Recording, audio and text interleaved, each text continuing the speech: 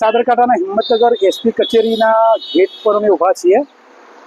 હમણાં હિંમતનગરની અંદર આજે 2 વાગે 14 તારીખે 2 વાગે રાજસિંહ શેખાવતે અલ્ટિમેટ આપ્યું હતું કે અહીંયા આવેદનપત્ર આપવાનું છે અને જનસેલાબ કરવાનો છે.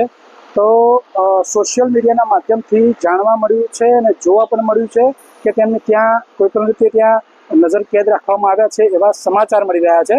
કે બીજું કે અહીંયા હિંમતનગરમાં જનસેલાબના તો અહીંયા જોઈ શકો છો કે અહીંયા હાલ કંઈ દેખાતું નથી, પણ જે પીડિત પરિવાર કે જે આર્મીના જવાન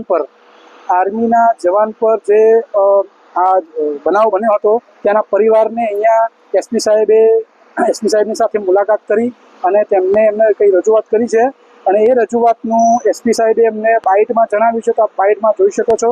GTM ન્યૂઝ હિંમતનગર.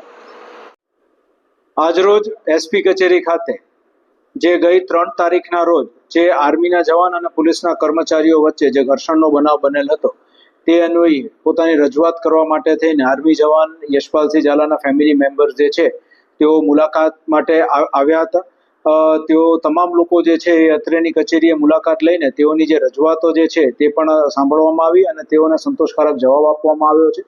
તેઓ દ્વારા જે કંઈ પણ પોતાની માંગણીઓ છે, જેમાં ખાસ કરીને જે એ લોકોને હતું કે તે લોકોની જે વાત છે એ કોઈ સાંભળતું નથી, તો એ બાબતે પણ એમનું જે કંઈ પણ અફવાઓ જે છે એનું ખંડન કરી અને તેમની સંપૂર્ણ જે કંઈ બી રજૂઆત છે એને ધ્યાને લઈ કાર્યવાહી હાથ ધરવામાં આવેલી છે.